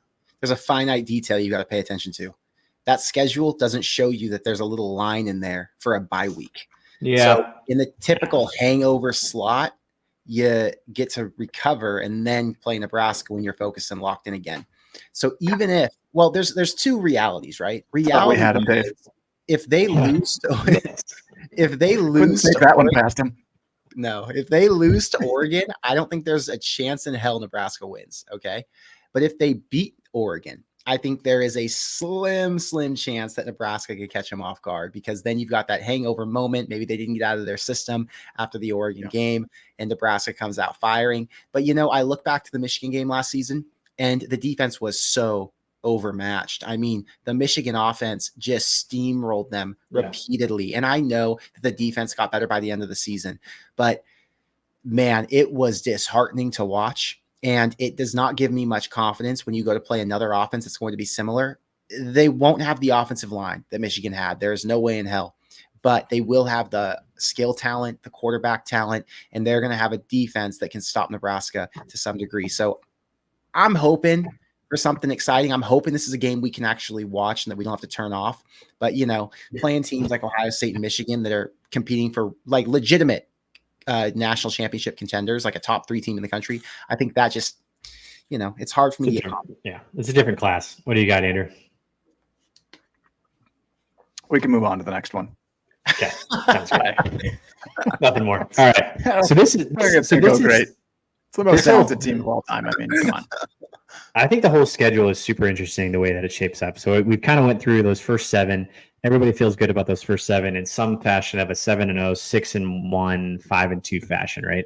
It's a loss to Ohio State. So now you're sitting at, somewhere in that 2 to 3 loss range, which you're at this point, this late in the season, you're knocking on the door of the playoff with 1 to 2 losses at this point, this late in the season, with 4 to 5 games left. And where there's potentially 4 to 5 ranked teams left that we can play to play our way into it. But regardless, you're hoping we're playing exciting. We haven't played exciting, meaningful football in October in God knows how long. So that to me is what I kind of hang on to is if we can make it to this game and this is an exciting one, it'd be great. UCLA is interesting to me, and this is in your hood, Connor. So I'm curious to hear your direct thoughts. But just any of these teams that have had these crazy off seasons, and any first year head coach that you're just all right, Rule, you're in year 2. You got to be able to have the roster put together to be able to beat a team that just had this crazy, the fact that you lost Chip Kelly, who went from a head coach of UCLA down to become the offensive coordinator of Ohio State. In February, by the way. In February, they kind of scrambled. They looked to the right, they looked to the left. They picked up Deshaun Foster, who's never been a coordinator in his life. He's never been an offensive or defensive coordinator. He's a running backs coach there. The players like him. That's great. That doesn't mean you're going to be a great coach. But they've got a ton of talent on the team. The FPI's got us at 54%. The odds are at -7. And then from a Nebraska standpoint, we beat them in that Foster Farms game in 2015 and then lost 2 in a row, which I totally forgot about, in 13 and 12. Those were nasty games. But, Connor, you're closest to it. Oh, last thing I'm going to touch on this, and then we'll, again, as I watch the schedules, this is another super interesting schedule game from a UCLA standpoint. So UCLA, insane schedule. They play LSU, then Oregon, then Penn State. After that, they've got Minnesota, Rutgers, and then Nebraska. This could be a 3 to 4 loss UCLA team heading into playing Nebraska. I think they lose probably the LSU, Oregon, Penn State game, probably Minnesota. That's 4, maybe Rutgers 5. Are they going to be on a 5-game losing streak heading into to play us? That to me is kind of an interesting component of this. But sorry, Connor, to you, because you're in LA, you probably pay a lot closer attention to LA than we do. That's really tough going into a game against a team who is so bad because the expectations are so low, right? So if they come in off a Rutgers loss, or they come in after a 4-game losing streak, whatever it is, it's going to be hard to get excited for it because you have this team who's not that good coming. I don't know what the crowd environment's going to be like, because Nebraska at this point would likely be ranked in the top 25. We're thinking a 2-loss team, right? So I think, what would we say, 6-2 at this point? Where's the energy and where's the motivation? This is kind of a game where you could slip up. Here's the problem with UCLA. They can be a matchup nightmare for Nebraska if they don't get the defensive secondary fixed, because they have a bunch of good receivers. They got a transfer from Notre Dame. Can't remember his name off the top of my head. They have Logan Loya returning, J. Michael Sturdivant. They have Ethan Garbers, who was a superstar quarterback in SoCal, who went to Cal and then transferred to UCLA. So they've got multiple players who can get it done on offense. And I think their defense is the biggest question mark now, because they lost Anton Lynn to USC. They lost a bunch of starters and guys to the NFL, either the portal or the NFL. And now, what's that rebuild going to look like? I don't think UCLA is good enough to match up with Nebraska, but in a letdown spot, let's say, or if Nebraska is depleted after an Ohio State game and they gave it their all, maybe they can make it interesting. I feel really good in saying this is going to be a Nebraska win, but it could be the last Nebraska win of the season. So they better go out and win this one to make sure they either secure bowl victory or just get in a higher bowl position. And since you're out in LA, you've got probably a better pulse on this. How do UCLA and USC feel about being a part of the Big Ten? I mean, I'm also looking at this. They got to travel to Rutgers. It's so funny. That's a crazy game. They got to travel to Penn State. Their entire travel schedule. Look at how they open with at Hawaii, then they go at LSU as their non-conference games. There's got to be some sort of jet lag factor in this schedule, right?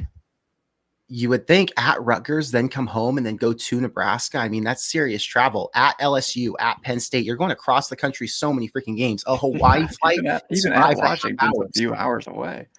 Hawaii's 5.5 hours. So every game they've got is kind of a mission, every travel game at least. The only one that's not a big deal is Washington, because Washington's an 1.5-hour flight, right? But every other travel game on that schedule is across the country. So yeah, I don't know. If you're a UCLA fan, how many games are you traveling to? Then again, I wanted to say there aren't any UCLA fans. My sister went to UCLA. I've got a bunch of friends who went to UCLA. I don't know a single US or UCLA football fan. I know a lot of former UCLA football players, but not UCLA fans. Okay. So the pulse from the UCLA side is non-existent. USC fans are extremely excited to join the Big Ten. They think they're more historic rivalries and matchups, and you can get into better football where people are more excited, because USC was the anomaly in the Pac-12. There weren't any diehard fan bases like USC's fan base, and USC's fan base at its peak will rival some of the best ones in the Big Ten. They're not Nebraska, but they're up there, and they're excited about going to games, at least big bowl games, and winning national championships when things are hot. So I think generally USC fans are really excited to see what the Big Ten holds, and I think they're just ready for a change of pace. Yep. Andrew, what do you think of UCLA? I think it's a little bit of a scary game. Like Connor was saying, I think that their recruiting, like, this is not like the rest of these other games that have been kind of like quote unquote toss-ups. Like, I just see a little bit of a talent gap that Nebraska can kind of, like, if we're properly coached, we can rely on that. UCLA's talent is on par with ours. You know, I think they had a couple of key transfers. I think they lost something like, it was 8 starters from their defense, and they lost their D coordinator to USC. So I think they're in a little bit too much of a transition. The only other thing I would say that gives me a little bit of pause is that I don't like that we get them later in the year. I would like to get them a little bit earlier in their kind of transition year before they have a chance to be figuring things out. I don't see us covering. I do think that but basically once I saw the Foster's opening at the Big Ten Media Days, I was like, well, that's a win. I mean, we're locking that one down. So. I think I can see both. It'd be great to be the first game, because he's going to have no idea what's going on.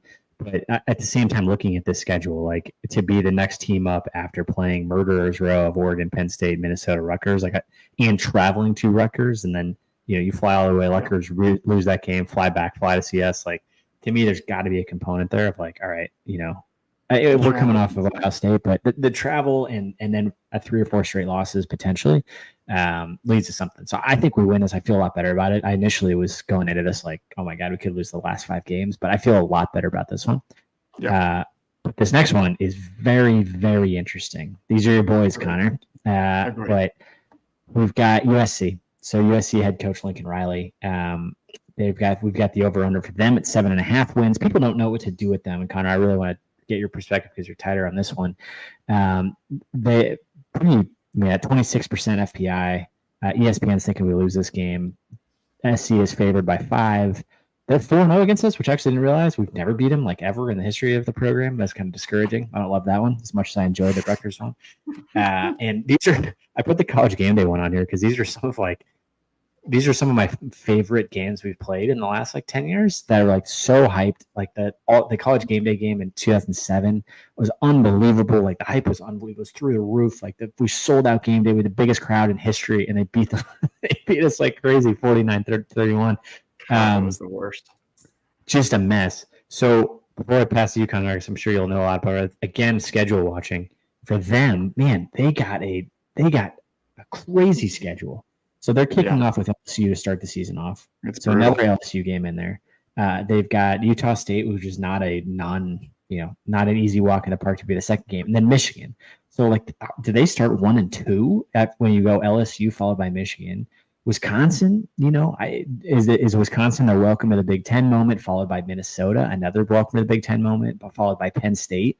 This is a tough schedule. So if I'm looking at it, I think they lose to LSU, Michigan, maybe one of the Wisconsin-Minnesota games, lose to Penn State, and then Washington, the perennial team that was just in the title game. Are they a 5-loss team heading into this game? Connor, what do you think? What's the vibe on SC? I'm hearing rumblings about Lincoln Riley. There's some concerns about him. What do you think? Yeah, that's not what I'm hearing. That's not my USC experience at all. First, I'm going to that LSU USC game. After the Nebraska UTEP game, I'm going to get on a plane and hop out to Vegas. My dad just got a house there. So my buddy and I are going to stay with him that night, go to the game on Sunday, and then come back for Monday. So it'll be great. But I want to tell you, the shirt my buddy's wearing is, those old school shirts where it's got all the players' pictures on it and then the big USC Trojans with the player name? He got an OJ Simpson one. It's freaking hilarious. All right. Well, so it's got OJ pictures all over it with the USC Trojans. And honestly, always topical. Like, just, it's forever. All right. Anyway, so I think USC beats LSU in that first game. Okay. I think USC has a really I know. Lincoln Riley is one of the best offensive coordinators and quarterback gurus in the country. He's consistently fielding one of the top offenses in the country. I think 5 years in a row, they're a top 5 offense. So there is no doubt that their offense is going to be what it always is, and that's consistent, can move the ball, and can score. Are they going to be as explosive as they were, and are they going to have the magic tricks that Caleb Williams had? I'm not sure about that, but do they need to be? I don't think so. In the past, the Lincoln Riley offense had to carry the load. In the past, the Lincoln Riley offense willed their way to 10 wins without a defense to support them. This year, things won't be like that. The defense returned a bunch of guys as it was, but then they went and loaded up from the portal. They got 2 starters in the defensive backfield from UCLA. They got 1 from Oregon State, who had one of the best defenses in the Pac-12. They got a starting linebacker from Oregon State. They got the defensive coordinator from UCLA. Their defense is going to be entirely different. I don't think this is a defense that we're going to say is top 10 or top 15 in the country, but I also don't think it's going to be a team who's ranking outside the top 50. I think because you have a team who has some of the best athletes, like 4- and 5-star guys across the board on both sides of the ball, and now you have coaching that matches what Lincoln Riley's doing on the offensive side. And by the way, their special teams is one of the best units in the country. I think they're like top 10 in the special teams department last year. USC is going to be dominant in all those phases. And although they won't beat Michigan and they might slip up against a team like Penn State, they're still going to be a 7 or 8 win team coming to the Nebraska game. And this is going to be an extremely tough opponent. This is a team who I think is going to go and fight for a playoff spot. If they don't compete for the Big Ten championship, they're going to be that team kind of in that third place. So you think they compete for a Big Ten championship? You think I think they're a team like Nebraska. So I think their schedule's tougher than Nebraska's is. And I think that there are going to be a few teams who are competing for that third spot behind the Big Ten championship who gets into the playoffs. So the 2 in the Big Ten championship probably go to the playoff. Then you'll have one more team. Is it Nebraska? Is it USC? Is it Penn State? One of those teams is probably going to get a third spot if they have a really good season. And I think let's go. I want to go through it. I want to get your perspective. Do you think they're going to beat Michigan? No. Okay, so that's a 1 loss. Are they going to beat Penn State? That one's tough. It's at home. I think they could beat Penn State. Yeah. Okay. Did they beat Washington? I think they're going to beat Washington. I think they slip up in a game like Wisconsin, Minnesota, Rutgers. I think they slip up in some game like that. So I guess they'll be the Big Ten wise if they just lose to Michigan. It's a really loss. Well, Notre Dame's not in conference. They're just going conference games. Yeah. Not in conference, because if you lose to Notre Dame and LSU, it doesn't really matter as far as like if they run the table like you're saying, they only lose to Michigan. If you only lose to Michigan, you win the rest of them. Yeah, they're right in it. Do you think they beat Notre Dame? I don't know. I don't really know what Notre Dame's got going on this year. I'll be honest. I don't pay attention to a lot of the teams that aren't in a conference because I don't do a bunch of research on their schedule since they play, random teams. I don't know much about Notre Dame. Yeah, but Notre Dame's, everybody's saying they've got a very, very easy schedule. This will probably be their besides Texas A&M and their season opening game. This is their only like real test the whole season. So they're staring down the barrel of probably being in the playoff at like 9-3, 10-2. But if USC beats them in the sending game, then they're preseason top 10. So that'll be interesting. But that's good. It's good insight, Connor. I'd listened to this podcast of this beat writer at SC that was just like he was like railing on Lincoln Riley. I was like, God, are they turning on him already? He's only been there for 2 seasons. People were railing on him, and there was a reason to go after him. But as soon as he went and got a real NFL level defensive coordinator who's now proven it in college, and he did at UCLA, it's hard to bash Riley. He's elite on one side of the ball, and now he's finally taking action on the side that he's neglected for 10 years. Is that mostly what he's taking heat for? Is just having a below people are average pissed DC? off because he wouldn't take action. He wouldn't fire his buddy, is how people felt. They felt like you're taking this Grinch guy all around with you, and he has underperformed the entire time. Not only has he held you back, but he's held your entire defense back. So you're not developing all these guys you're recruiting. You're doing them a disservice. You're screwing over your offense, and the top playmakers who are all going to the NFL, they're not getting to win the games they should because they don't have a defense who can match their output. Not even match. They can't put up half the effort. The offense was doing 80% of the work compared to the 20% the defense was doing. So it was just disgraceful, and it wasn't matching what USC is known for. USC was a defensive powerhouse. When I was growing up, you had massive names. Ray Malaluga, you had Brian Cushing, Taylor Mays. You had these superstars who were so good. It didn't matter what their offense did. But then when their offense came in and looked like a Lincoln Riley offense, USC was winning back-to-back national championships. So everyone saw what Riley's vision was, but Riley didn't understand that he needed to step up his game on the defensive side of the ball. Yep. Anna, what do you think of these guys? Upset special, baby.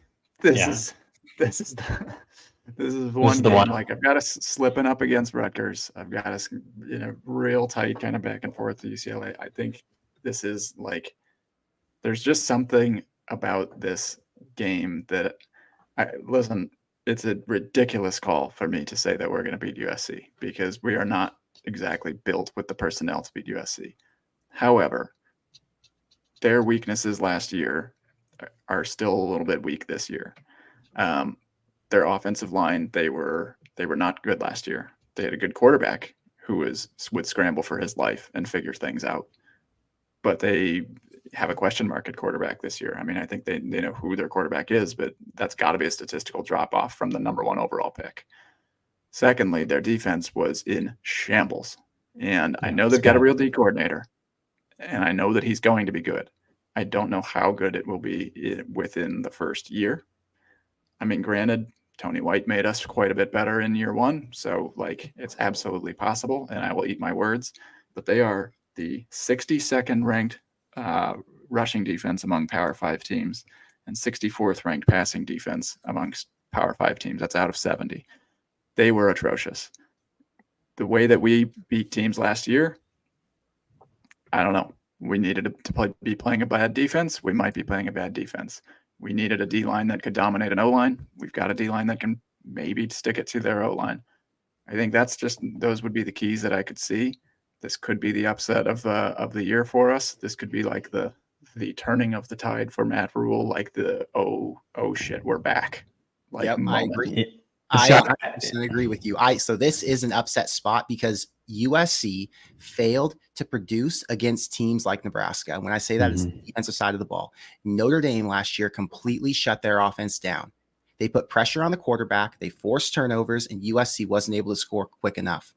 Notre Dame won that game.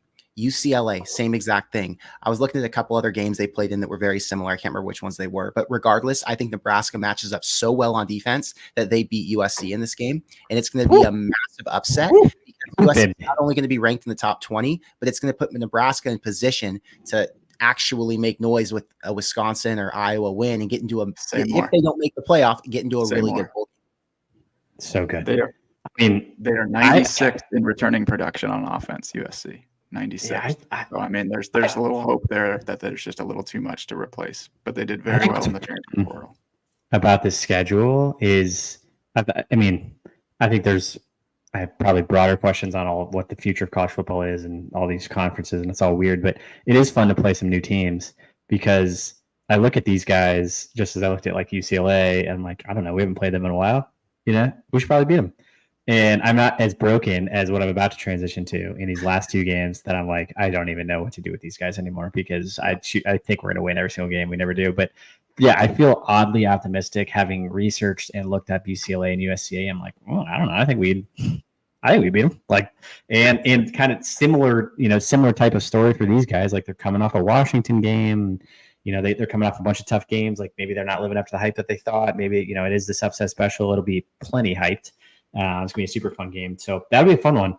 But then we are transitioning into the last two games, which is, there's the darkest part of this is potentially you go into Ohio State, it just knocks you off, and then like you finish like so freaking poorly. But the optimist in me has UCLA and USC doing pretty good and win those. So Wisconsin's an interesting one. Luke Fickell in his second season, obviously he was a guy that everybody was hoping to get at Nebraska at one point. I think we're all pretty pleased that we've got Rule at this point. But over under at 6.5, FPI 54%. We are very, very narrowly favored by one there. And they've won 10 straight games. So there's just, it's such a crazy game in the sense that I made the mistake of like looking these up, but now you guys have to look at this too. The last two games, we played them in 2023 and 2022, late in the fourth quarter. 2023, we had a 60% chance late in the fourth quarter. If you guys remember that, we were winning handily and, blew that in overtime.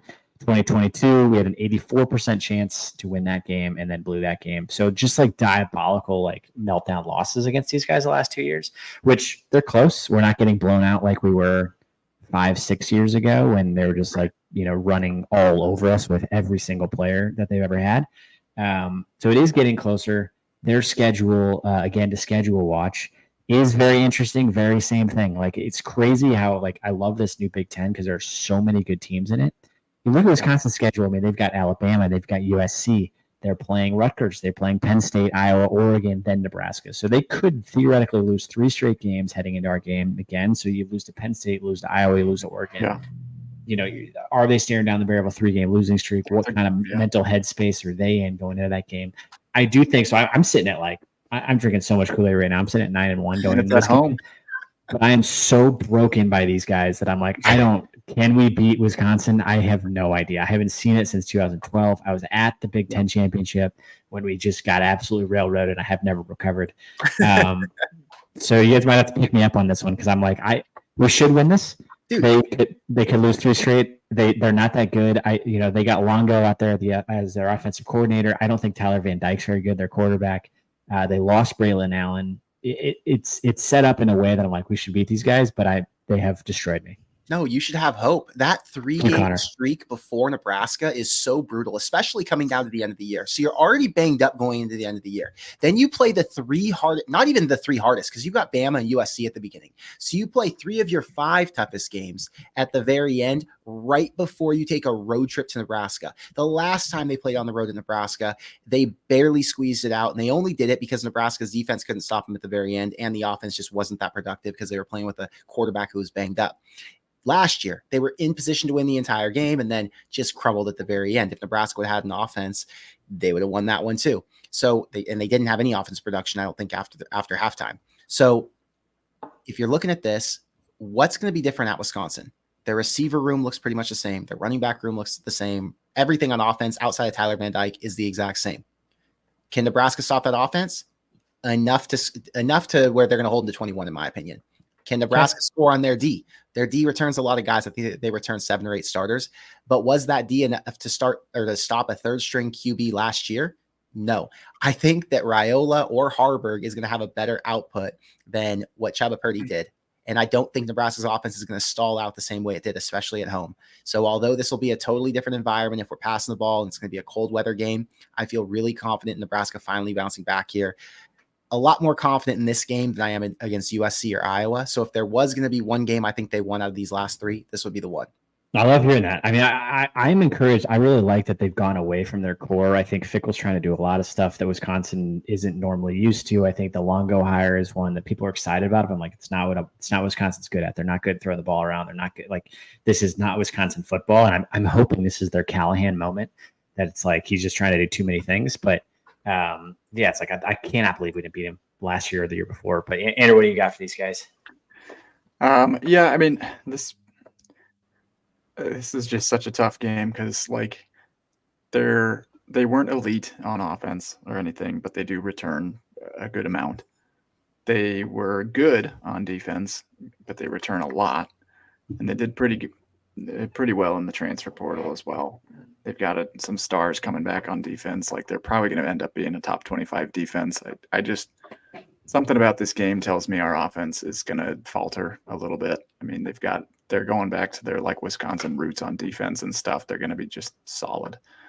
I don't know that we're going to be able to run the ball on them. This one feels like a head scratcher, kind of like a God dang it, we just beat USC because we're going to do that. Yeah. And then you come into this one and you're like, what happened? They just Big Ten'd us to death.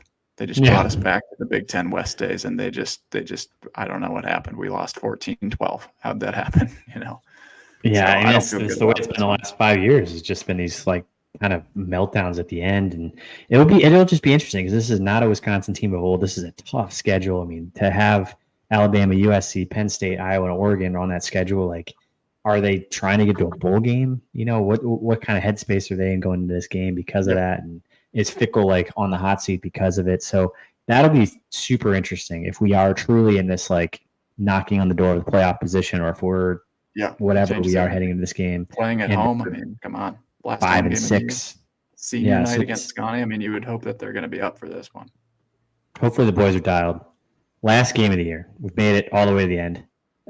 Again, another team that has absolutely broken me, but it's like if there's a year to turn it around, this is the one, right? So we got Iowa to finish the game off. Kirk Ferentz is in his 1,000th year. They were 10-4 last year. They're over under 7.5. They're definitely going to win more than that because that's just what they do. They always win 8 games. Vegas has them as +3. It's close every freaking game. They've won 9 of the last 11. Every single time it's decided by 1 touchdown. You've got here, they haven't had a QB over 60%. Makes sense. I'm showing you this real quick just because I was like, again, as I was going through these win probabilities, another game dominating the entire game. Like you were at this game, Andrew. Like I don't know how we lost this game. Just an unthinkable Purdy interception at the end to lose. I never want to have the feeling that was in that stadium for the rest of my life at the end of the game. Just atrocious. It was like witnessing a murder at midfield. Like when that interception happened, it was like someone just kicked a dog, and it was just like, and the whole crowd. I mean, it was just like head in the hands. Like, I mean, oh my God, it was. But the only thing thinking back at that though is like, it was unbelievably horrific to watch it finish. But I also like watching Chubba Purdy. He did his best. He's a great kid. All those things. Like I was like, he's no chance in that like game-winning drive. And the fact that we now have a quarterback that I'm like, okay, like at any point in time, can Raylan make a play? Can he make the right pass to the right guy? Like, yeah, most of those games last year, like, I don't know, can Purdy, like, what is he going to do? Scramble? Like, he didn't have a big arm. He's not going to play at Nevada. It's like all these guys are transferring and becoming, Jeff Sims is not going to play at Arizona State like that. These are not big time players. That's the only thing that I keep coming back to is like, I don't know. That game winning drive that he had a chance, I was like, he has no chance of this. Yeah. I hate this matchup as well, but we're going to do it this year. I just like I mean, statistically, you can't keep losing to the worst offense in the history of modern football. And they stink again. They said Cade. However, they are going again. to have, from their defense last year, which was a top 5 unit, they returned the second most production in the country. No, their defense is incredible. I mean, their special teams are good. To see. And it is going to be 10-7 Nebraska. Let's go, baby. Let's go. Connor, what do you got? Yeah, it all comes down to an offense that I know nothing about. I couldn't tell you if Nebraska is going to be a good passing team this year for sure. I couldn't tell you if they're going to run the ball more. I can't tell you anything about the team. So it's really hard for me in a game where everything's going to be about how Nebraska's offense plays to make a prediction based on an offense that I know absolutely nothing about. So I think this is just a straight up 50-50 until we see what the offense looks like. And even if the offense is good, I think it's still a 50-50. So typical Iowa, Nebraska football. Yeah, it will be super fun if we're actually in a fun position to like in this game is very meaningful. Like that to me is like the biggest thing for the season is, as we make it. So now we're through 12 games. What's your Connor? Are you at 9-3? Is that where you're at? Yeah. Well, wait. I said Ohio State, Purdue were both losses. I don't think I had a loss after that. So I'm at 9-2 going into this game. Yeah, I mean, I'm give me back on these. I just hate talking about Wisconsin and Iowa so much, but like I I'm sitting somewhere between 9 and 10. I've talked myself into 10 wins of like, I don't know. Maybe we can like beat these guys. We're But with 10 now. Well, this is going to be the game. This is going to be the game that One tells of you if two. they can get to 10, right? So I think we're in a spot where this is win number 10. Win this game, you're a potential playoff contender. But even if you're not a playoff contender, you're going to be in a really big bowl game. So either way, this is an extremely meaningful game for either team. And for Nebraska fans, anything above 7 is meaningful because we're just like, holy shit. If they can win more games, it's going to boost up our recruiting. Imagine Nebraska beats Iowa, is 10-2, and goes to whatever bowl, even though it's not a I can playoff spot. imagine. You've now got all guys you want. like Michael Terry and David Sanders potentially either flipping or committing to Nebraska. Yeah, I just think we're going to lose one of these last two because we just can't have nice things and we can't possibly get one, but we're going to win one of them. So it's all these other games, they're all in that category besides Ohio State of like, we're in it. I don't know. It's exciting. Just say it. Just say it. What's I was looking at this a little bit. Did you put this in here? Yeah. So it's just an interesting, like, different way of showing what's we got us at? What you just showed. It's basically like their version of the FPI. Basically got us around that 8-9 win area as well. Not as high on our offense though. Having an objective person tell me we're going to win 8 games is just so fantastic. Yeah, I mean, it's fascinating to hear like that we're not actually all that insane. I mean, I think we are a little bit insane. The fact that we're even talking 10 wins feels like I'm drunk at a bar or something. But like, it's you look at these stats, you look at our returning production, what we added in the portal, and then you just take our opponents kind of one at a time. I feel actually I went from 6 wins probably back in June to I think I'm in the 9. I'm in team 9 right now, which honestly feels again like anything above 7 is like icing. I'm going hard in the paint with 9. Yeah, I think, and that is a fantastic year. Oh my God! I mean, it's so insane to think back to like the Pelini ripping off 9-win seasons 7 straight years, and thinking about that being like the new. Just to get to that would be so euphoric. We've had so much. Well, it's also just how you get there. Like if 9-3 with wins over Iowa and USC is like, that means you're dropping some other tough games. But like if we're finally beating these teams that we're like, we've been there. We've just been there. Like that to me represents like. I think we're gonna have like a. That's the next step. It's gonna be a 9-3 with like a USC win and like a Purdue loss or like an Indiana loss. Exactly. But like we suck. Are we good? I have no idea. Yeah, we'll take that. That's progress, and that's end of season wins that are meaningful wins. That's what we got, Connor. I mean, so you're at 9-3. I mean, freaking guys, we're gonna win 9 games. What is happening? There's reason to be excited. That's what's happening. For the first time, we're feeling like, oh my God, there's a real chance. Last year, it was speculation. This year, it's like, well, there's a little speculation with Dylan, but you feel a lot more confident in him than what you were with Jeff Sims last year. Last year, you believed in Sims because the coaches and practices and the intel from camp. But with Dylan, that dude's the truth. And you're like, this could actually set them in motion.